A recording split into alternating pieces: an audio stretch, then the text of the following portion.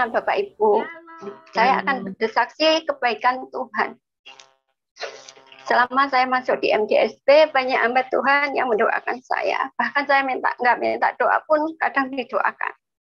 Dan saya pun nggak pernah berpikir saya sudah melupakan hal-hal yang saya tinggalkan di rumah. Karena saya fokus dengan masalah saya yang saya hadapi saat ini. Dan kemarin sore itu mau masuk Zoom, saya dicat anak saya.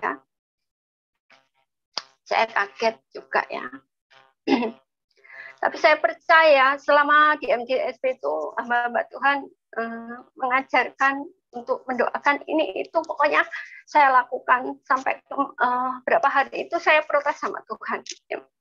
Tahun 2021 saya puasa 6 bulan, belum ada mujizat. Terus kemarin puasa 40 hari, saya lanjutkan puasa 21 hari saat ini pun juga. Saya bilang, Tuhan kenapa saya itu kalau mendoakan orang pintu-pintu berkat itu dibukakan, kok saya sendiri seperti ini. Terus sudah itu saya sadar, ampuni saya Tuhan, ampuni saya. Bukan saja saya mendapatkan mujizat dari Tuhan, itu bukan untuk diri saya sendiri. Banyak orang yang mendapatkan mujizat lewat Tuhan pakai saya.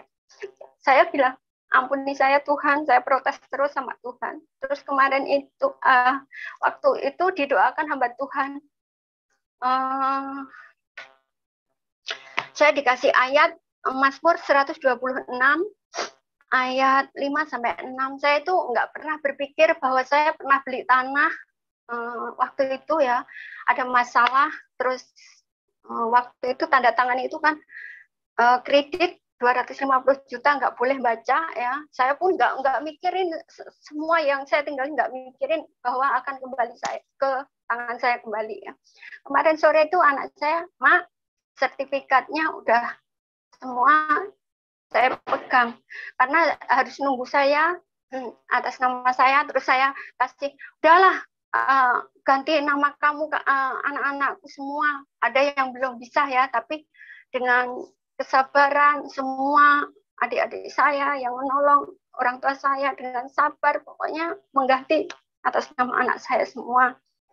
Dan saya itu dibilang berkas-berkasmu akan pulang. Berkas apa ya? Aku bilang gini, uang aja yang miliaran hilang, bodoh amat dengan harga tanah yang cuma berapa ratus juta, berapa puluh juta. Aku ngomong, bodoh Tuhan, aku sekarang aja mau manut sama Tuhan, nurut aja. Aku nggak mikirin ya hal-hal yang itu lagi. Pokoknya fokusnya aku kerja, nyicilin hutang yang bukan hutangku aja lah Tuhan, aku gitu. Terus kemarin itu anakku bilang gitu, aku, ya ampun Tuhan Yesus itu baik ya. Hamba Tuhan yang pernah berbicara bahwa apa yang saya punya yang dicuri iblis itu bakal akan Tuhan kembalikan lagi, karena Tuhan melihat hati saya, bukan melihat wajah saya. Jadi kebaikan Tuhan itu sungguh luar biasa. Dan ayat yang ada di Mazmur 126 ayat 5 dan 6, orang-orang yang menabur dengan jujuran air mata akan menuai dengan sorak-sorai. Orang-orang yang berjalan maju dengan menangis sambil menabur benih pasti pulang dengan sorak-sorai sambil membawa berkas-berkasnya. Buat Bapak Ibu semuanya yang punya masalah apapun, tetap terus mengandalkan Tuhan. Mungkin Bapak Ibu punya masalah, belum seberapanya masalah yang saya hadapi ini. Saya percaya Bapak Ibu di MDSP ini dikuatkan oleh banyak hamba Tuhan. Bahkan Bapak Ibu minta doa sama hamba Tuhan siapapun, terutama Bapak Pastor Hebron, itu benar-benar pasti Bapak Ibu didoakan. Dan Bapak Ibu selain minta didoakan, Bapak Ibu sendiri harus mencari Tuhan dengan sungguh-sungguh. Jadi pasti, sekalipun doa Bapak Ibu, doa saya itu udah berapa puluh tahun lebih ini, masalah tanah ini, yang saya bilang tadinya nggak bisa atas nama anak saya, yang anak laki kan belum punya KTP, terus yang harus menandatangani suami saya, sedangkan suami saya pergi dari rumah, nggak ngerti sampai sekarang, udah 17 tahun kan, udah saya melupakan semua itu ya. Itu anak saya dipinjamin KTP anak perempuan saya. Terus puji Tuhan semuanya, Tuhan itu baik. Terima kasih, kesaksiannya banyak, tapi saya singkat waktu karena saya mau kerja di luar dan saya juga nggak mau mengambil waktu banyak untuk ibadah pagi ini. Terima kasih Tuhan Yesus, terima kasih buat Pastor Hebron dan semua hamba-hamba Tuhan yang sudah mendoakan saya, buat teman-teman juga yang sudah mensupport saya dalam keadaan apapun. Saya tetap akan terus mengandalkan Tuhan. Saya pasti percaya hutang-hutang yang bukan hutang saya pun Tuhan nanti akan pulihkan. Terima kasih Ibu.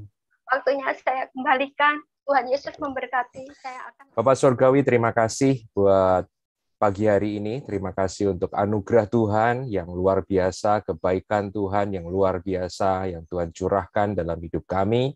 Terima kasih untuk setiap pujian, penyembahan, doa syafaat, deklarasi yang sudah kami naikkan pada pagi hari ini. Dan kami percaya bahwa perkenanan Tuhan ada dalam setiap kami, hadirat Tuhan ada dalam setiap kami. Sebentar kami akan merenungkan sebagian daripada firman-Mu.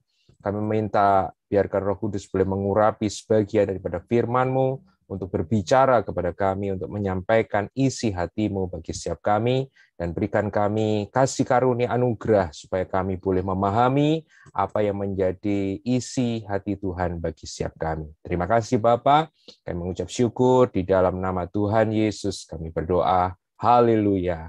Amin. Bapak Ibu Saudara yang dikasihi Tuhan, untuk membuka renungan pada pagi hari ini, saya ingin mengajak Bapak Ibu Saudara untuk melihat bagaimana diri kita sebagai manusia, sebagai ciptaan Tuhan yang paling luar biasa. Ada seorang yang mengatakan bahwa manusia ini disebut sebagai mahkota ciptaan daripada Tuhan. Dan memang kalau kita melihat kehidupan kita sebagai manusia, sebagai biji mata Tuhan, Alkitab mengatakan sebagai gambar, sebagai peta dan teladan Allah, maka kita boleh melihat bahwa kehidupan manusia ini sangat berbeda dengan ciptaan-ciptaan yang lain. Ada banyak sekali keistimewaan yang dimiliki oleh kita sebagai manusia yang tidak dimiliki oleh ciptaan-ciptaan yang lain. Salah satunya kalau kita merenungkan, kalau kita memperhatikan adalah bahwa manusia adalah satu-satunya ciptaan Tuhan itu yang mampu berkomunikasi, ya. Mungkin ciptaan-ciptaan lain dalam bahasa modern kita mengatakannya memang mereka berkomunikasi. Tapi sebenarnya kalau menurut saya ciptaan yang lain, hewan misalnya, itu tidak berkomunikasi, tetapi hanya berinteraksi. Tapi hanya kita manusia yang diciptakan Tuhan itu yang memiliki kemampuan untuk berkomunikasi. Apa maksud berkomunikasi adalah kita bisa menyampaikan apa yang ada di dalam pikiran kita, apa yang ada di dalam hati kita, dan kita bisa menyampaikannya kepada orang lain bisa memahami, dan orang lain pun bisa melakukan hal yang sebaliknya kepada kita. Dan buat saya itu hanya manusia yang bisa melakukan itu. Dan media atau alat untuk supaya kita bisa melakukan komunikasi, kita bisa mengekspresikan hati dan pikiran, itu yang seringkali kita sebut sebagai bahasa. Oleh karena itu di dalam penciptaan, maka kita bisa melihat bahwa manusia adalah satu-satunya ciptaan Tuhan yang memiliki bahasa, begitu ya. Mungkin kita seringkali mengatakan ada bahasa binatang, tapi sebenarnya binatang itu tidak memiliki bahasa, ya. Hanya manusia yang memiliki bahasa. Nah, saya merenungkan ini, saya juga dibawa kepada sebuah pemahaman ya Bapak Ibu saya juga berpikir, kalau Tuhan yang menciptakan kita manusia dengan kemampuan untuk berkomunikasi, dan kita diberikan karunia yang saya sebut sebagai karunia bahasa, maka kita juga tahu bahwa kalau kita ini tidak menguasai bahasa daripada pihak yang kita ajak berkomunikasi, maka tentu saja kita juga tidak bisa memahami apa yang menjadi isi dan pikiran orang tersebut. Misalnya, kalau misalnya di tempat ini ada Bapak Ibu Saudara yang misalnya adalah orang Rusia, misalnya hari ini lagi rame Rusia, orang Rusia, sedangkan saya tidak bisa bahasa Rusia misalnya. Maka walaupun orang itu berkata-kata dengan bahasanya, dengan bahasa Rusia, dia berusaha mengekspresikan apa yang menjadi pikiran dan hatinya, maka saya tidak akan bisa menangkap apa yang menjadi isi hati dan pikiran orang tersebut, karena saya tidak menguasai bahasa Rusia. Dan ada banyak contoh-contoh yang lain. Nah, Bapak Ibu Saudara, ketika saya merenungkan ini, saya kemudian juga berpikir, kalau manusia yang diciptakan ini adalah dikatakan diciptakan menurut gambar dan citranya Tuhan, menurut peta dan teladannya Tuhan, dan banyak orang yang percaya itu artinya bahwa Tuhan dan manusia memiliki kemiripan, atau dengan kata lain manusia diciptakan dengan Tuhan sebagai role model. Kalau kita diberikan kemampuan oleh Tuhan untuk bisa berkomunikasi dan memiliki bahasa, maka menjadi perenungan kita pada pagi hari ini. Apakah Tuhan juga yang menciptakan kita itu juga sebenarnya memiliki bahasa, ya, God language, bahasa Tuhan, bahasa yang Tuhan miliki, di mana saya percaya bahwa Tuhan itu juga hendak menyampaikan isi hati dan pikirannya kepada kita. Dan saya percaya Bapak Ibu Saudara saat sama seperti ilustrasi yang saya katakan tadi, misalnya saya dengan orang Rusia, saya percaya kalau kita juga tidak bisa memahami bahasa Tuhan, God language, maka kita juga akan gagal untuk bisa memahami apa yang menjadi isi hati dan isi pikiran Tuhan. Atau mungkin ilustrasi yang lain, saya mungkin tidak sepenuhnya tidak paham begitu ya, bisa sedikit-sedikit. Nah, apa yang terjadi kalau saya bisa sedikit-sedikit, misalnya ada bahasa Rusia sedikit-sedikit, maka informasi yang saya tangkap juga sedikit-sedikit, dan bisa saja saya misinterpretasi, saya salah menafsirkan apa yang dikomunikasikan orang tersebut. Oleh karena itu, saya percaya Bapak Ibu Saudara bahwa hari-hari ini kita perlu belajar bersama-sama, bukan bahasa Rusia, bukan bahasa Ukraina, bukan bahasa-bahasa yang lain. Kita perlu belajar bahasanya Tuhan. Karena saya percaya saat kita bisa menguasai bahasanya Tuhan, bahasa yang Tuhan pakai untuk berkomunikasi dengan kita, maka saya percaya kita sebagai gereja Tuhan, sebagai anak-anak Tuhan, sebagai orang-orang percaya, kita juga bisa memahami apa yang menjadi isi hati dan pikiran Tuhan. Kalau kita tidak menguasai bahasanya Tuhan, maka seringkali yang terjadi adalah kita salah memahami, kita salah menafsirkan apa yang menjadi pikiran dan hatinya Tuhan. Nah, oleh karena itu mungkin ada di antara kita yang bertanya, Pak, kalau demikian apa itu bahasanya Tuhan? Apakah bahasa Tuhan bahasa Indonesia, bahasa Inggris, bahasa Rusia, bahasa apa? Saya ketika merenungkan firman Tuhan, saya mengatakan yang unik adalah menurut saya ada bahasa Tuhan itu bukan bahasa seperti bahasa kita ya.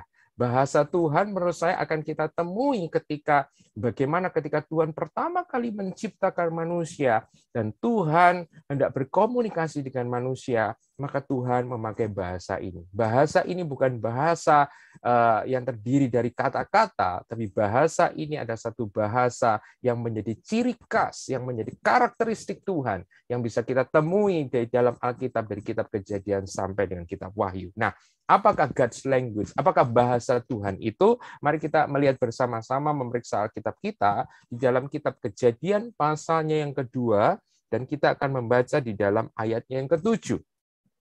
Ya.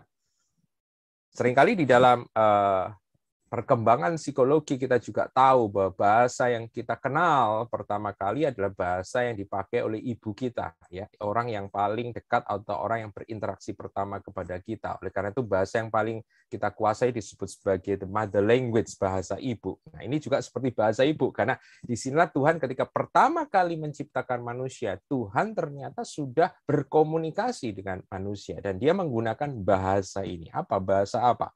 Kejadian 2 ayat yang ke-7, demikianlah firman Tuhan. Ketika itulah Tuhan Allah dikatakan membentuk manusia itu dari debu tanah dan menghembuskan nafas hidup itu ke dalam hidungnya. Maka demikianlah manusia itu menjadi makhluk yang hidup. Perhatikan firman Tuhan ini sekali lagi. Ketika itulah Tuhan Allah membentuk manusia itu dari debu tanah dan menghembuskan nafas hidup ke dalam hidungnya. Maka demikianlah manusia itu menjadi makhluk yang hidup. Saya percaya Bapak Ibu Saudara bukan pertama kali, the first time membaca ayat ini. Mungkin ayat ini sudah kita baca mungkin puluhan kali, ratusan kali, mungkin ribuan kali. Saya tidak tahu apa yang ada di dalam benak Bapak Ibu Saudara ketika membaca ayat ini. Saya juga pertamanya juga begitu. Ketika saya membaca Kejadian 2 ayat 7, saya hanya mendapatkan sebuah data, informasi. Oh, ternyata manusia diciptakan Tuhan itu seperti itu. Dikatakan bahwa Tuhan dikatakan tadi dalam ayat yang ke-7 membentuk manusia, mengembuskan nafas hidup, dan kemudian manusia itu dikatakan menjadi makhluk yang hidup. Tapi Bapak Ibu Saudara, ketika saya merenungkan kembali lebih dalam dari Kejadian 2 ayat 7, saya mendapatkan satu penyingkapan yang buat saya secara pribadi ini ada sesuatu yang luar biasa, dan pagi hari ini saya ingin bagikan buat Bapak Ibu Saudara. Apa itu? Dari Kejadian 2 ayat ke-7, saya ingin kita meng-highlight, men-spotlight ada 3 kata di situ. Yang pertama adalah kata membentuk. Yang kedua adalah menghembuskan. Dan yang ketiga adalah dikatakan tadi menjadi hidup. Ya, jadi 3 kata tadi. Membentuk, yang kedua adalah menghembuskan, dan yang ketiga menjadi makhluk yang hidup. Apa yang menarik dari kalimat ini, atau apa yang menarik dari kata-kata yang saya sebutkan tadi? Yang pertama, perhatikan Bapak Ibu Saudara, adalah kata membentuk. Bapak Ibu Saudara, kalau kita lihat di dalam Alkitab, maka penciptaan manusia itu diceritakan di 2 pasal, ya, pasal pertama dan pasal yang kedua tentang penciptaan. Kalau Bapak Ibu Saudara ada sedikit mengerti tentang bahasa Ibrani, maka Bapak Ibu Saudara akan melihat bahwa sebenarnya ada 3 kata yang dipakai di dalam Kejadian 1 dan Kejadian 2 untuk menggambarkan bagaimana Tuhan menciptakan alam semesta ini, termasuk di dalamnya manusia. Yang pertama adalah kata bara, yang kedua adalah kata asa, dan yang ketiga yang menarik adalah kata yang digunakan di dalam Kejadian 2 ayat yang ke-7 yang tidak digunakan di dalam Kejadian pasal yang pertama. Jadi Kejadian pasal yang pertama hanya menggunakan kata bara dan asa, tapi kata yang ketiga yaitu kata yatsar itu hanya muncul di Kejadian 2 ayat yang ke-7. Apa yang menarik, apa yang membedakan yatsar dengan bara dan asa? Kalau kita memeriksa kamus, maka kita mendapatkan bahwa kata yatsar dalam bahasa Ibrani itu memang artinya adalah membentuk, memberikan bentuk, men-shape dalam bahasa Inggris. Ada seorang yang mengatakan bahwa kata yatsar itu sama seperti seorang tukang periuk atau penjunan itu membuat periuk. Ya. Oleh karena itu, Kejadian 2 ayat 7 ini dikatakan bahwa manusia itu diciptakan Tuhan itu dari debu tanah. Ya. Bukan dari tanah liat, ya. Ada seringkali saya mendapatkan jemaat salah, ya. Saya seringkali memberikan kuesioner kepada jemaat, ya. Saya tanya, Bapak Ibu, manusia diciptakan Tuhan dari apa? Dari tanah liat, Pak. Ya, itu enggak ada ayatnya, ya. Yang ada Kejadian 2 ayat 7, manusia itu diciptakan dari debu tanah. Kalau Bapak Ibu saudara ingin tahu debu tanah, Bapak Ibu saudara lihat di rumah Bapak Ibu saudara yang jarang dikunjungi, itu biasanya ada debu-debu halus, ya Bapak Ibu saudara. Itu yang disebut sebagai debu tanah. Yang menarik dalam bahasa Ibrani, debu tanahnya ini bukan banyak, tapi 1 debu tanah. Oleh karena itu betapa luar biasanya. Dari 1 debu tanah yang begitu kecil, Tuhan melakukan yatsar kepada manusia. Tuhan membentuk manusia. Nah, sama seperti tukang periuk ketika dia membentuk periuk atau membuat periuk atau bejana dari tanah liat, maka jelas dia harus menggunakan tangannya.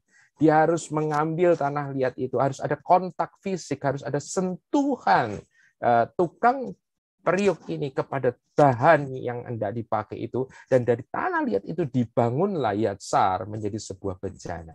Buat saya, ini menggambarkan sesuatu yang luar biasa. Kalau dalam Kejadian pasal yang pertama kita melihat penciptaan alam semesta, Tuhan begitu berkuasa sehingga ketika Tuhan menciptakan alam semesta, Tuhan tidak perlu menggunakan tangannya. Hanya dengan perkataannya, hanya dengan firman-Nya, maka segala sesuatu yang tidak ada itu menjadi ada. Hanya di dalam penciptaan manusialah Tuhan mempergunakan tangannya.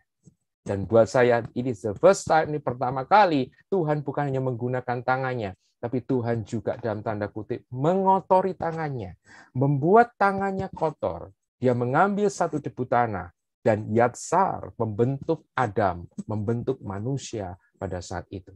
Jadi yang pertama yang saya boleh dapatkan adalah bahwa manusia diciptakan oleh Tuhan Allah itu dengan sentuhan.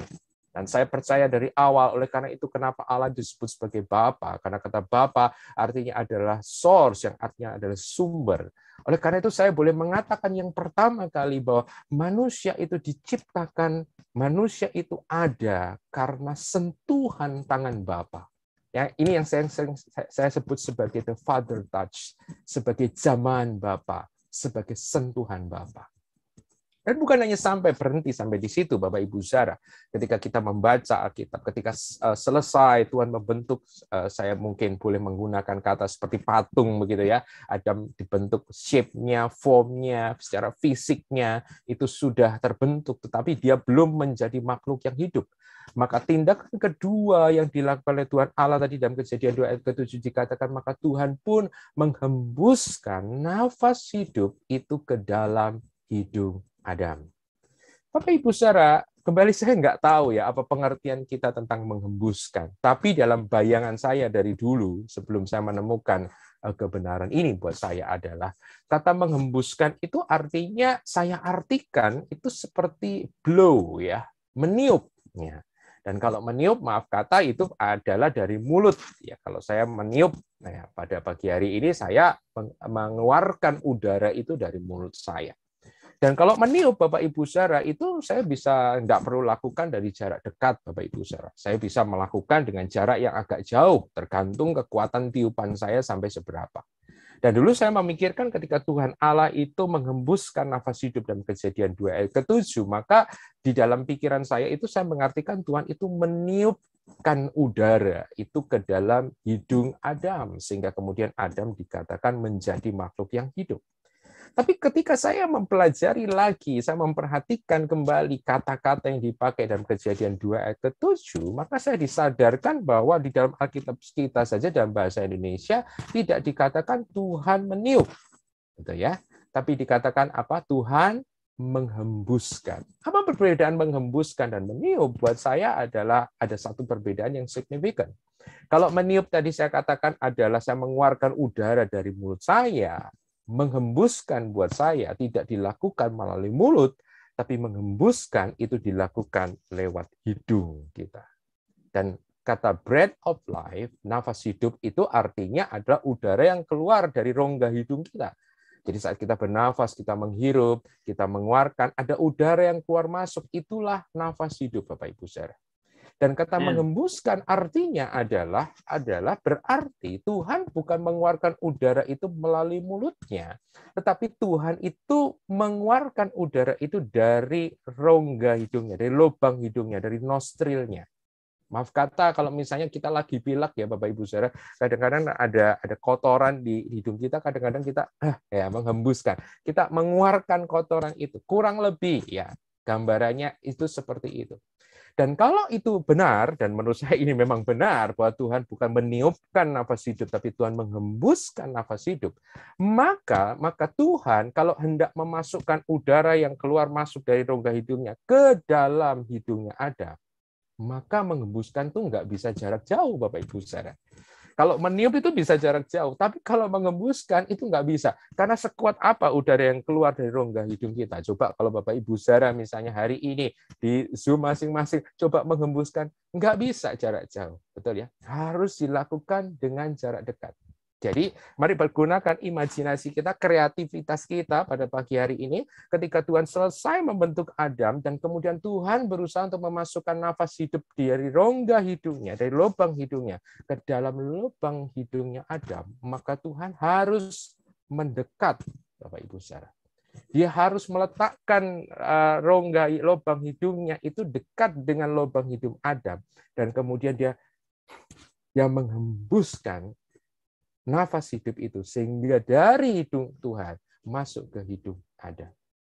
Dan perhatikan Bapak Ibu Saudara, kontur wajah kita ini kalau dilihat dari samping itu kan wajah kita itu punya shape ya, punya bentuk. Hidung itu adalah sesuatu yang sifatnya menonjol keluar gitu ya, Bapak Ibu Saudara ya. Walaupun ada yang orang ngomong ya ada yang hidungnya itu mancung-mancung ke dalam, Bapak Ibu Saudara. Walaupun semancung-mancung yang ke dalam, namanya hidung itu pasti keluar, nggak ada hidung yang masuk ke dalam, Bapak Ibu Saudara.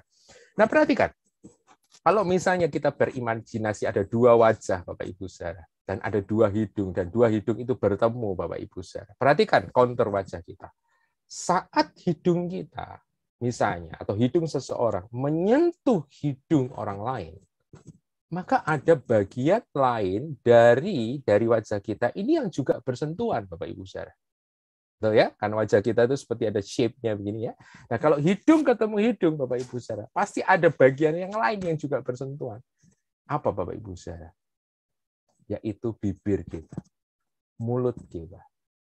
Bapak Ibu Saudara, yang menarik buat saya adalah ini bukan berbicara hal yang tabu ya Bapak Ibu Saudara, tapi saya ingin menunjukkan buat Bapak Ibu Saudara, yaitu ketika Tuhan menghembuskan nafas hidup dari lubang hidungnya ke lubang hidung Adam.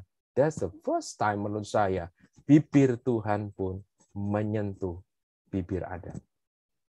Dan kita tahu bahasanya manusia saat bibir ketemu bibir, itu yang kita sebut sebagai ciuman. Itu yang kita sebut sebagai kiss. Oleh karena itu, buat saya, that's the romantic. Alkitab buat saya adalah sebuah kitab buku yang paling romantik yang pernah ada. Yaitu ketika bukan hanya Adam diciptakan dengan sentuhan tangan Tuhan, sentuhan tangan Bapa, tapi itulah pertama kali dalam penciptaan, Bapak Ibu Saudara, Tuhan melakukan ciuman kepada manusia yang saya sering sebut sebagai the kiss of the Father, sebagai ciuman Bapa. Dan yang ketiga, Bapak Ibu Saudara perhatikan, tadi saya sebutkan ada 3 kata. Yang pertama ada kata membentuk, yang kedua adalah kata menghembuskan. Yang ketiga, ketika Tuhan selesai melakukan itu, maka Adam pun menjadi makhluk yang hidup. Dan saya percaya, saya berimajinasi, dan saya percaya imajinasi saya benar, ketika Adam pertama kali hidup, apa yang pertama kali Adam lakukan? Tentu saja yang bernafas. Ya, tentu saja bernafas. Tapi yang kedua, coba kita berimajinasi apa yang akan dilakukan Adam. Buat saya, setelah dia bernafas, yang kedua adalah Adam membuka matanya. Atau ya, Bapak Ibu Saudara. Dan perhatikan tadi, saya mengatakan kalau kita meniup, kita bisa melakukan jarak jauh, menghembus, itu harus jarak dekat. Perhatikan, saya percaya ketika Adam menjadi makhluk yang hidup, Adam membuka matanya, Adam masih ada di dalam dekapan Tuhan. Dan ketika pertama kali Adam membuka matanya, siapa atau apa yang dilihat Adam pertama kali? Saya percaya yang pertama kali yang dilihat, betul sekali, yang dilihat Adam itu bukan Hawa. Yang dilihat manusia laki-laki pertama itu bukan manusia perempuan, tidak. Tetapi ketika Adam membuka matanya, maka pertama kali hal yang dilihat oleh Adam adalah wajah Tuhan.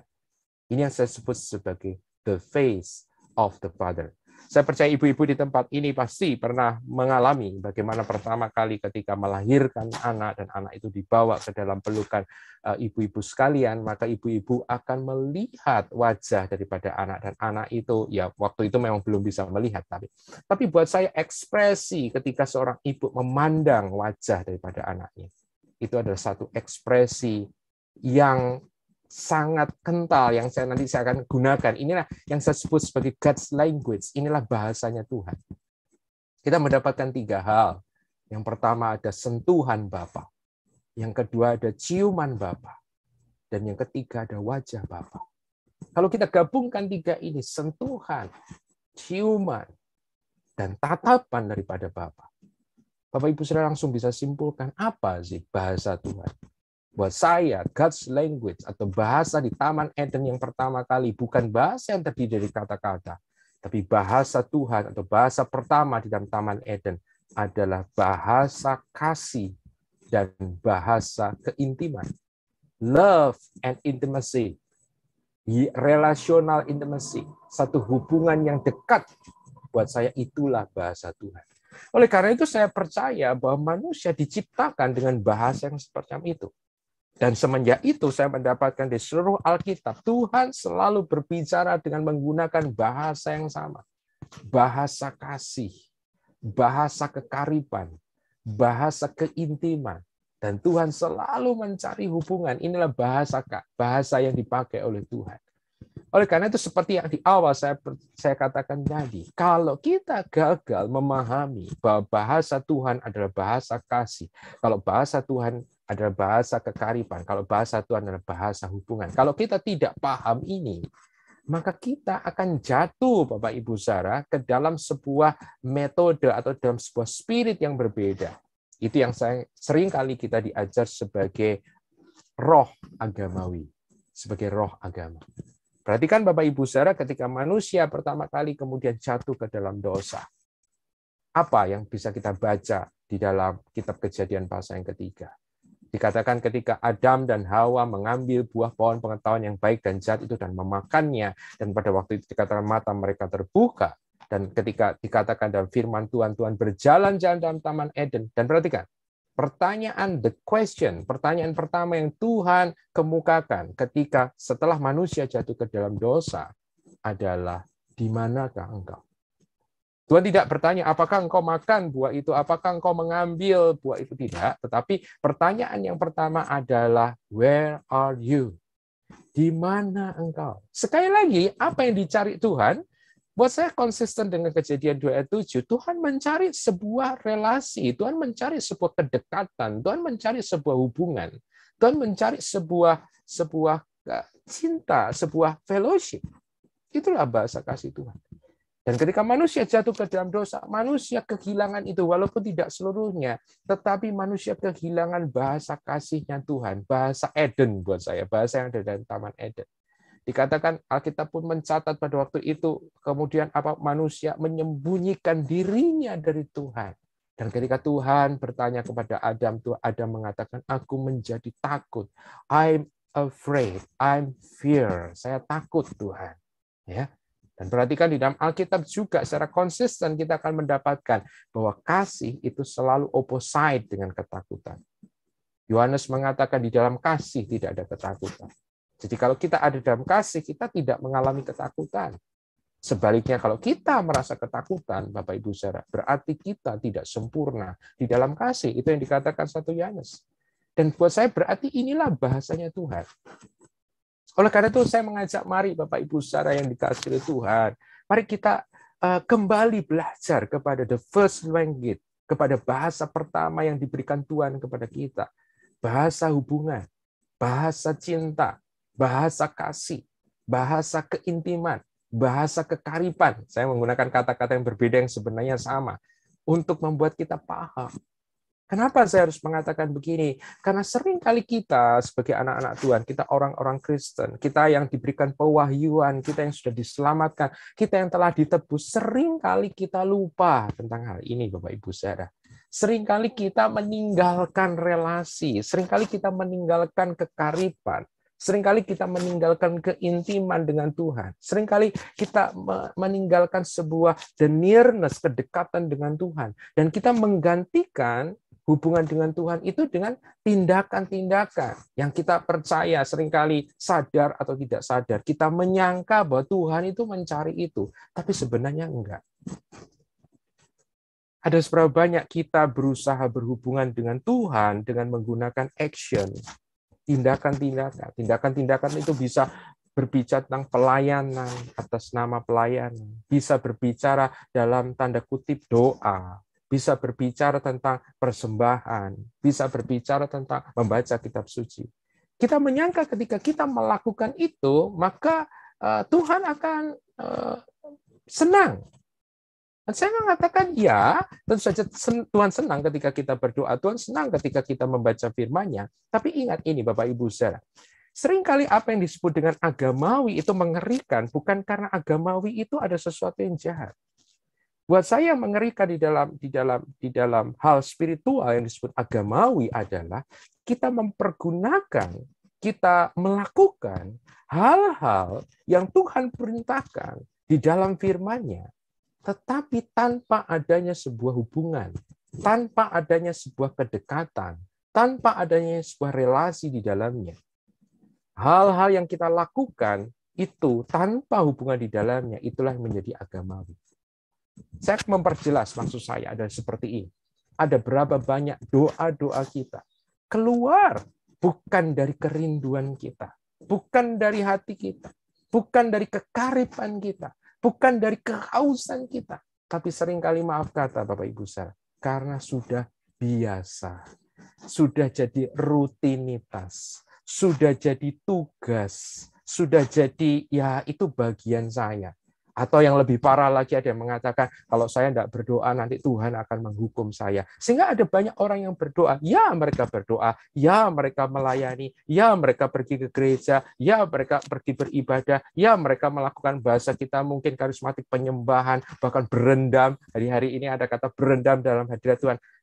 Buat saya yang menjadi fokus utama bukan masalah kata-kata yang dipakai, tapi apakah kita melakukan itu masih dengan sebuah kerinduan, dengan sebuah kekaripan, dengan sebuah kehausan, dengan sebuah hasrat passion untuk betul-betul mendekat kepada Tuhan, merindukan Tuhan. Buat saya ketika kita melakukan semuanya hal itu termasuk hal-hal yang disebutkan dalam karismatik, gerakan karismatik. Tapi kalau kita tidak melakukan itu dengan sebuah roh yang haus dan lapar dengan Tuhan, maka kita akan menjadi agamawi.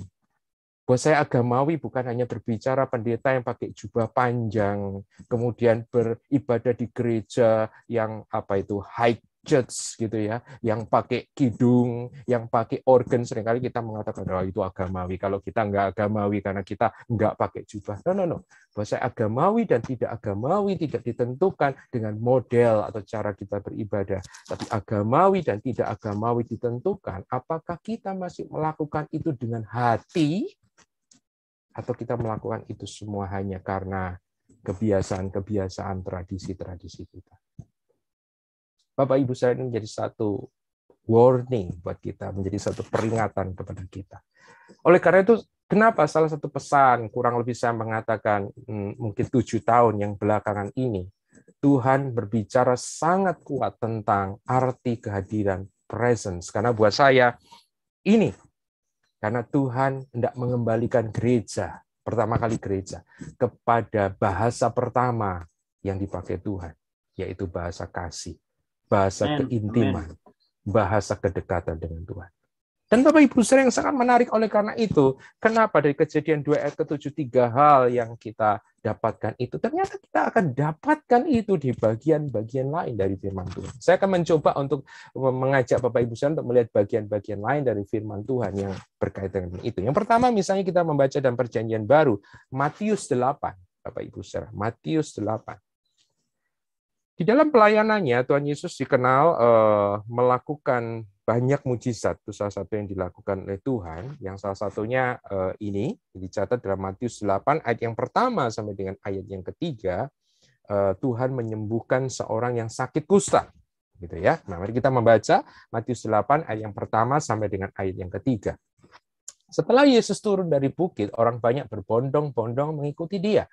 Maka datanglah seorang yang sakit kusta kepadanya, lalu sujud menyembah dia dan berkata, Tuhan, jika Tuhan mau, Tuhan dapat mentahirkan aku, artinya dapat menyembuhkan kustanya. Itu perhatikan ayat 3. Lalu Yesus dikatakan apa? Mengulurkan tangannya, menjamah orang itu dan berkata, aku mau, jadilah engkau tahir.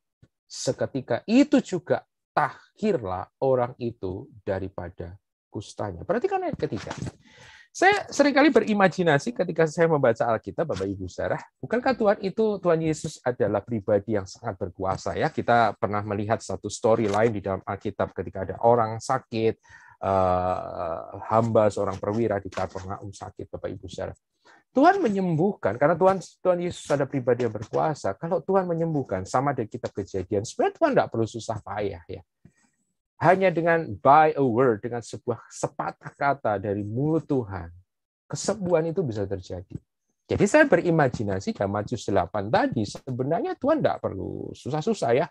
Kalau Tuhan mau menyembuhkan orang sakit kusta, Tuhan hanya dari jarak jauh saja misalnya, karena orang kusta biasanya tidak boleh disentuh ya Bapak Ibu saudara, baik secara kesehatan maupun secara hukum pentahiran dalam kitab imamat. Maka sebenarnya Tuhan bisa saja dengan Tuhan Yesus bisa mengatakan begini, aku mau, jadilah sembuh, be healed, misalnya dengan gitu. Saya percaya saat itu juga kustanya pasti hilang, kustanya pasti tahir, dia pasti jadi tahir, dia pasti sembuh 100%. Tapi pernahkah kita sadar apa yang dilakukan Tuhan Yesus dalam Matius 8 ayat yang ketiga? Tuhan menyembuhkan tidak hanya dengan sekedar mengatakan. Tapi perhatikan tadi dalam ayat ketiga, buat saya yang menyentuh adalah Tuhan Yesus mengulurkan tangannya. Dan Tuhan Yesus menjamah. Tuhan Yesus menyentuh orang kusta itu. Tuhan Yesus menjamah, menyentuh sesuatu yang tidak boleh disentuh. Dan perhatikan, sentuhan Tuhan, sentuhan tangan Tuhan, jamahan Tuhan, itulah yang menyembuhkan. Kenapa Tuhan Yesus melakukan ini. Ada banyak hal sebenarnya yang bisa dieksplor, tapi salah satunya mengingatkan saya dari Kejadian 2 ayat ke-7. Bahwa manusia diciptakan, dijadikan hidup oleh sentuhan Bapa. Oleh karena itu Tuhan Yesus sebagai representasi daripada Bapa ketika dia ada di atas muka bumi, dia seakan-akan hendak mengembalikan kita dalam Kejadian 2 ayat ke-7. Tuhan seakan-akan hendak mengatakan, dengan tanganku aku menciptakan engkau, maka dengan tanganku pun aku menyembuhkan engkau. Perhatikan Bapak Ibu Saudara, jamahan Tuhan, sentuhan tangan Tuhan, itulah yang akan mampu menyembuhkan kita. Itulah yang akan mampu memulihkan kita. Dan buat saya itu bukan hanya bicara tentang sensasi fisik, bagaimana Tuhan menjamah dan menyentuh bagian-bagian tubuh kita. Yang itu Tuhan lakukan juga. Oleh karena itu seringkali kenapa di dalam penyembahan, kadang-kadang kita juga bisa feel, kita bisa merasa seperti ada sesuatu yang menyentuh, bukan hanya roh kita, hati kita, tapi juga fisik kita. Kenapa di dalam penyembahan kadang-kadang fisik kita juga berespon? Karena itulah sentuhan tangan Tuhan. Tapi sentuhan itu bukan hanya bicara sensasi fisik, tapi buat saya sentuhan mewakili tadi 3 hal tadi, yaitu bicara tentang kasih, bicara tentang kedekatan, bicara tentang kekariban dengan Tuhan. Saya percaya yang akan memulihkan kita bukan hanya kuasa Tuhan, tetapi akan yang memulihkan dan menyembuhkan kita secara sempurna adalah saat kita boleh mengalami kasih Tuhan. Saat kita boleh mengalami kedekatan dengan Tuhan, saat kita masuk dalam sebuah relasi dengan Tuhan yang hidup, maka tubuh kita pun, hati kita pun, jiwa kita pun, roh kita pun akan dihidupkan dan dipulihkan dengan Tuhan, oleh Tuhan. That's wonderful, that's amazing buat saya. Ini luar biasa. Yang kedua, Bapak Ibu Saudara, misalnya selain kisah tentang penyembuhan tadi, apa yang kita bisa dapatkan dalam Alkitab? Saya mendapatkan salah satu ini karena menjadi satu topik juga kesukaan saya. Ada ternyata begini, di dalam Alkitab salah satu tema atau topik yang ditekankan atau yang dicari Tuhan adalah topik tentang worship, tentang penyembahan. Nah, saya akan mengajak Bapak Ibu Saudara untuk melihat satu ayat yang saya percaya sering dibaca, yaitu Yohanes 4 ayat 24. Yohanes 4 ayat 24. Yohanes 4 ayat 24 di dalam ITB kita dikatakan begini. Yohanes 4 ayat 24. Allah itu roh, ya, Yohanes 4:24. Allah itu roh. Dan barang siapa menyembah Dia harus menyembahnya di dalam roh dan kebenaran. Saya akan lompat satu ayat 23 sebelumnya. Tetapi saatnya akan datang dan sudah tiba sekarang bahwa penyembah yang benar, atau bahasa terjemahan yang lebih tepat, penyembah yang sejati, penyembah yang real akan menyembah Bapa di dalam roh dan kebenaran, sebab Bapa menghendaki penyembah demikian. Perhatikan Bapak Ibu Saudara, Yohanes 8 ayat 23. Perhatikan Bapak Ibu Saudara. Seringkali saya sudah mendengarkan ada banyak hamba Tuhan yang berbicara ini, dan saya juga seringkali juga menekankan ini, bahwa dari Yohanes 4 ayat 23 kita seringkali menekankan Tuhan tidak mencari penyembahan. That's true. Saya katakan memang betul bahwa Yohanes 4 ayat 23 dengan jelas mengatakan bahwa Tuhan tidak mencari penyembahan. Tuhan tidak menghendaki penyembahan. Betul. Yohanes 4:23 Alkitab kita bagian terakhir, kalimat terakhir dikatakan Bapa menghendaki penyembah yang sedemikian. Kata menghendaki sebenarnya kalau kita lihat di dalam kata yang dipakai, yaitu zeteo, artinya bukan hanya sekedar menghendaki, tapi seperti dalam banyak terjemahan artinya sebenarnya adalah mencari. Ya, Bapak mencari. Sama seperti dalam perumpamaan ketika wanita kehilangan dirham, wanita itu mencari, atau gembala kehilangan domba, gembala itu mencari. Kata yang dipakai, mencari dengan sebuah hasrat, dengan sebuah kesungguhan. Maka Yohanes 4:23 memberikan sebuah informasi kepada kita, yaitu apa? Bapa itu mencari penyembah. Betul, betul yang dikatakan oleh hamba Tuhan, dan saya juga setuju. Saya juga seringkali katakan, Bapa memang tidak mencari penyembahan. Tapi sekali lagi, yang ditekankan adalah Bapa mencari penyembah. Betul, penyembah itu bicara orangnya. Tapi yang menarik buat saya, kenapa yang dikatakan adalah penyembah? Kenapa tidak dikatakan Bapa mencari pengerja? Atau Bapak mencari apa? Hamba. Atau Bapak mencari pelayan. Atau Bapak mencari aktivis. Tidak. Yohanes 4:23 mengatakan Bapak mencari penyembah. Jadi kalau Anda dan saya ingin dicari Tuhan, Bapak Ibu Saudara, jadilah seorang worshiper, jadilah seorang penyembah. Nah, apa? Penyembah itu apa, Bapak Ibu Saudara? Ya, seringkali kita artikan penyembah itu nyanyi lagu pelan, Pak. Kalau pujian itu nyanyi lagu cepat, ya itu pewahyuan tempo dulu ya. Saya percaya Bapak Ibu Saudara tempat ini sudah tidak pegang seperti itu lagi. Kata penyembahan yang dipakai dalam Yohanes 4:23 ada satu kata yang sering dipakai ya di dalam Alkitab untuk mengekspresikan tentang penyembahan, yaitu kata proskuneo. Kata proskuneo, kalau Bapak Ibu Saudara periksa bersama-sama, sebenarnya berasal dari dua kata, Bapak Ibu Saudara. Kata pros dan kata kuon, gitu ya. Proskuneo itu dari dua kata, pros dan kuon.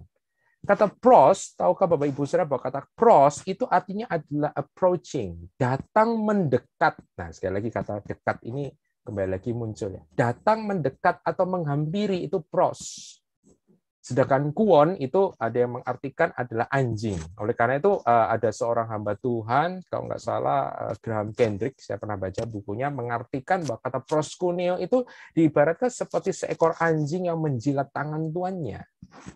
Tapi apapun itu dari kata pros, buat saya yang menarik adalah datang mendekat. Berarti seorang penyembah adalah seorang yang menghampiri Tuhan.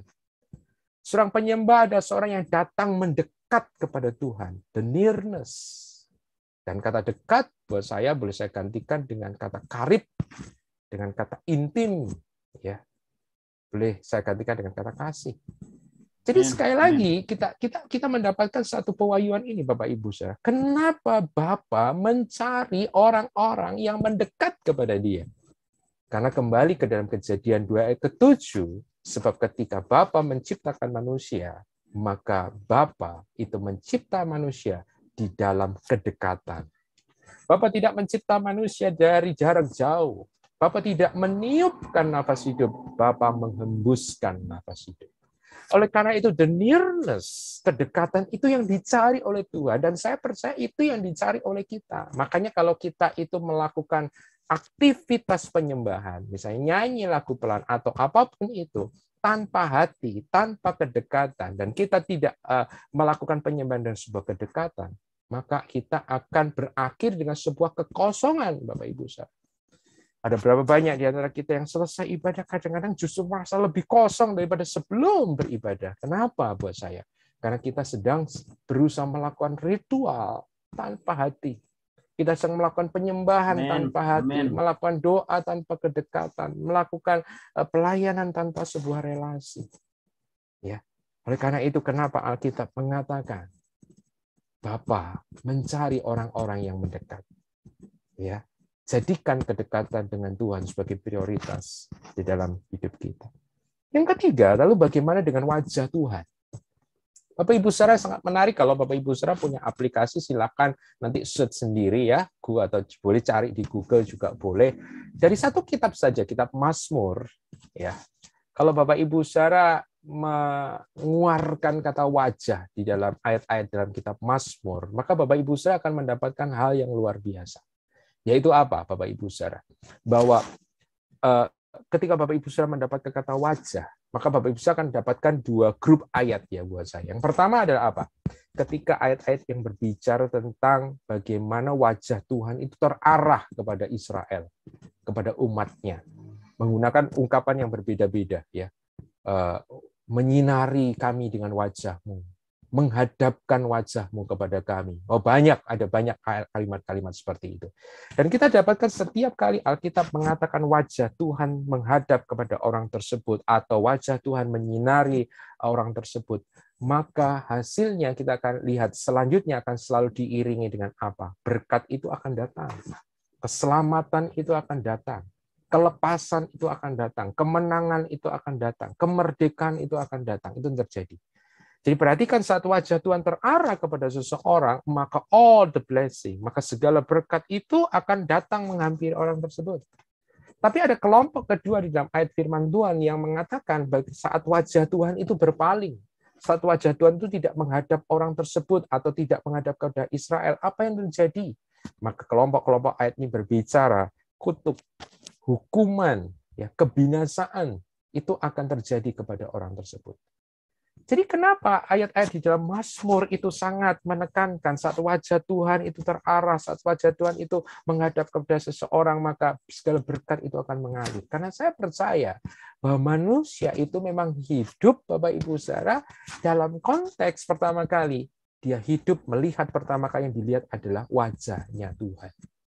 Apa sih wajah Tuhan ini? Apa sih? Apa yang disebut dengan wajah Tuhan? Apa bahasa lain dari wajah Tuhan itu?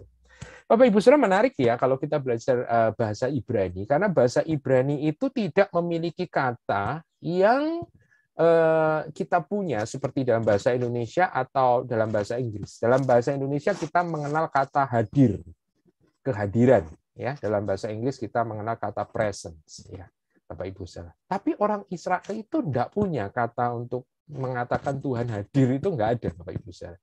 Nah, lalu bagaimana caranya orang Israel untuk mengatakan Tuhan itu hadir, Tuhan itu dekat? Gimana caranya? Orang Israel punya satu kata yang diartikan, Bapak Ibu Saudara, sebagai kehadiran Tuhan, yaitu apa? Wajah Tuhan. Jadi misalnya kalau dalam berkat imam saja, atau yang seringkali mungkin diucapkan oleh para pastor atau para gembala sudah untuk mengakhiri ibadah, kiranya Tuhan memberkati engkau, melindungi engkau, kiranya Tuhan menghadapkan wajahnya kepada engkau, kiranya Tuhan menyinari engkau dengan wajahnya. Yang dimaksud itu bukan hanya sekedar Tuhan menghadapkan wajahnya, tapi the presence, kehadiran Bapa, kiranya kehadiran Allah, kehadiran Tuhan, kehadiran Bapa itu menyertai kehidupannya. Perhatikan Bapak Ibu Saudara, kenapa wajah Tuhan dan hadirat Tuhan itu sangat ditekankan di dalam Alkitab. Kembali lagi buat saya, karena manusia pertama kali hidup dan menjadi hidup, yang dilihat adalah wajah Bapa. Tanpa wajah Tuhan, tanpa kehadiran Tuhan, maka kebinasaan dan keruntuhan itu akan terjadi dalam hidup kita. Kematian itu akan terjadi dalam kehidupan kita. Tapi saat kita belajar live before the present, live in the present. Saat kita belajar untuk hidup di hadapan wajah Tuhan, hidup tinggal di dalam hadirat Tuhan, kita akan mengalami segala berkat, segala keselamatan, segala kelepasan, segala macam mujizat yang terjadi. Oleh karena itu, kenapa di dalam Alkitab itu ditekankan, kita sebenarnya nggak usah kejar berkat, Bapak Ibu Saudara. Kita nggak usah kejar mujizat. Kenapa? Karena berkat dan mujizat itu akan mengikuti. Saat hadirat Tuhan itu ada, maka segala berkat itu akan ada. Kita teringat ya, satu tokoh di dalam Perjanjian Lama, Obed-Edom. Satu pelajar yang sangat berharga yang Tuhan berikan kepada kita. Yaitu saat Obed-Edom membuka pintu rumahnya, membuka bagi tabut itu, the presence, wajah Tuhan itu, untuk masuk ke dalam rumahnya. Maka firman Tuhan mengatakan segala apa yang ada dalam rumah isi, dalam rumah Obed-Edom diberkati oleh Tuhan. Jadikan, oleh karena itu kenapa di dalam firman Tuhan seringkali dikatakan carilah wajah Tuhan. Saya belum pernah mendapatkan satu kata yang mengatakan carilah tangan Tuhan, nggak pernah. Tapi carilah wajah Tuhan beberapa kali muncul di dalam firman Tuhan. Jadi perhatikan Bapak Ibu Saudara, apa yang berusaha saya sampaikan pada pagi hari ini adalah ini Bapak Ibu Saudara. Jangan pernah kehilangan bahasa kasih Tuhan. Jangan pernah kehilangan bahasa pertama kita di Taman Eden, yaitu bahasa kasih, bahasa keintiman, bahasa kedekatan, bahasa relasi dengan Tuhan. Bapak Ibu Saudara, bahkan saya mengatakan, tadi saya membahas tentang penyembahan mungkin agak tertinggal, saya katakan, kenapa saya senang menyembah? Kenapa saya percaya gereja yang hari akhir zaman harus gereja yang menyembah? Karena saat kita menyembah, kita tidak sedang melakukan ritual, Bapak Ibu Saudara. Tapi saat kita sedang menyembah, kita sedang mencium Bapa. Menarik kata Proskonia Ariel Dukis. Dan dalam penyembahan kita sedang mencium Bapa. Dan bukan hanya kita sedang mencium Bapa, di dalam penyembahan Bapa pun sedang mencium setiap kita. Wow, jamahan Bapa, ciuman Bapa, wajah Bapa, kehadiran Bapa, itu yang akan membuat kita hidup. Oleh karena itu saya percaya kenapa gereja akhir zaman, gereja yang apostolik dan profetik, gereja yang membawa kegerakan di akhir zaman, adalah gereja yang menghidupi, gereja yang memahami, gereja yang memakai bahasa pertama Tuhan, bahasa kasih, bahasa keintiman, bahasa kedekatan, bahasa Amen. relasi. Dan saya ingin menutup firman Tuhan pagi hari ini dengan membaca satu ayat di dalam Matius 12 ayatnya yang ke-7. Kita harus mengingat ini Bapak Ibu saudara, sebagai pengingat buat kita. Matius 12 ayat yang ke-7. Matius 12 ayat ke-7, demikianlah firman Tuhan. Jika memang kamu mengerti maksud firman ini, yang kukehendaki ialah belas kasihan dan bukan persembahan. Tentu kamu tidak menghukum orang yang tidak bersalah. Perhatikan Bapak Ibu saudara kalimat ini. Yang kukehendaki ialah belas kasihan dan bukan persembahan. Menariknya, sebenarnya kalimat ini yang kukehendaki adalah belas kasihan dan bukan persembahan muncul dua kali dalam Injil Matius. Yang pertama Matius pasal 9 dan Matius pasal yang ke-12. Tapi apa yang berusaha Tuhan komunikasikan dengan menggunakan satu kutipan dari Perjanjian Lama. Jadi setidaknya dalam Alkitab ada 3 kali ya kata ini diulang bahwa yang dicari Tuhan adalah compassion, belas kasihan dan bukan persembahan. Buat saya adalah menyimpulkan apa yang tadi kita terima bersama-sama, kita pelajari bersama-sama. Belas kasihan, compassion buat saya berbicara tentang kasih, bicara tentang hubungan, bicara tentang kedekatan, ya, bicara tentang keintiman dengan Tuhan. Bukan berarti Tuhan tidak menerima persembahan atau Tuhan tidak menghendaki persembahan. Oh, tentu saja karena korban dan persembahan ada sesuatu yang bahkan Tuhan tetapkan dari Perjanjian Lama. Tapi ingat nih, persembahan dan penyembahan tanpa sebuah hubungan, buat saya itu bukan penyembahan yang sejati. Itu bukan korban yang sejati. Semua aktivitas kita, semua hal yang kita lakukan buat Tuhan, mau disebut apapun itu namanya, mau pelayanan, mau persembahan, mau fellowship, mau apapun juga, harus keluar dari sebuah hubungan yang dekat dengan Tuhan. Oleh karena itu kenapa? Berulang kali Alkitab, bahkan kita disajikan juga satu ilustrasi tentang Maria dan Marta. Betul, saudara? Seringkali kita mungkin memojokkan Marta. Marta itu nggak salah buat saya. Ya, kita itu juga perlu Marta. Tuhan tidak membenci Marta. Tapi Tuhan hanya mengatakan, mengingatkan pada Marta. Hanya ada satu hal yang dilakukan Maria dan itu yang terbaik. Yaitu apa? Sit at the feet of Jesus. Amen. Duduk di bawah kaki Tuhan. Menjadi seorang yang mengasihi dia, menjadi seorang yang membangun hubungan dengan dia, menjadi seseorang yang merindukan dia, yang mengalami kedekatan dengan dia, mengalami detak jantung Tuhan. Itulah yang dicari. Bapa mencari penyembah-penyembah yang sedemikian. Bapa mencari orang-orang yang memiliki hasrat untuk mendekat kepada dia. Saya mengingatkan ini, jangan kita kemudian menjadi lupa dan menjadi orang-orang yang terlalu sibuk dengan hal-hal aktivitas, tapi meninggalkan hal yang utama dalam kehidupan kita, yaitu relasi, kasih, hubungan, dan kedekatan dengan Tuhan. Kiranya firman Tuhan pagi hari ini boleh memberkati setiap kita, boleh menginspirasi dan memotivasi kita, supaya kita boleh menjadi orang-orang yang merindukan, mengasihi, dan mengalami hubungan yang karib dengan Tuhan. Mari kita berdoa. Terima kasih Bapa yang baik untuk pagi hari ini. Terima kasih buat firman-Mu yang baru saja kami baca. Kami boleh rasakan Roh Kudus bergerak di dalam setiap kami. Roh Kudus berbicara kepada setiap kami. Roh Kudus hendak menyampaikan isi hati kerinduan Bapa kepada kami. Oleh karena itu kami rindu Bapa untuk boleh menjadi orang-orang yang sedemikian, menjadi penyembah-penyembah yang sejati, orang-orang yang mencari Engkau, orang-orang yang mendekat kepada Engkau. Karena kami tahu hanya karena kasih-Mu, kedekatan-Mu, relasi dengan Engkau, kami boleh mengalami kehidupan, kami boleh mengalami kelepasan, kami boleh mengalami kemerdekaan dalam hidup kami. Tapi satu hal Tuhan, kami bukan hanya mencari keselamatan, kami bukan hanya mencari kesembuhan, kami bukan hanya mencari mujizat, kami bukan hanya mencari pertolongan. Satu hal yang kami rindukan adalah kami boleh mendapatkan Engkau. Kami boleh mengalami satu hubungan dengan Engkau, kami boleh manunggal dengan Engkau, kami boleh menyatu dengan Engkau.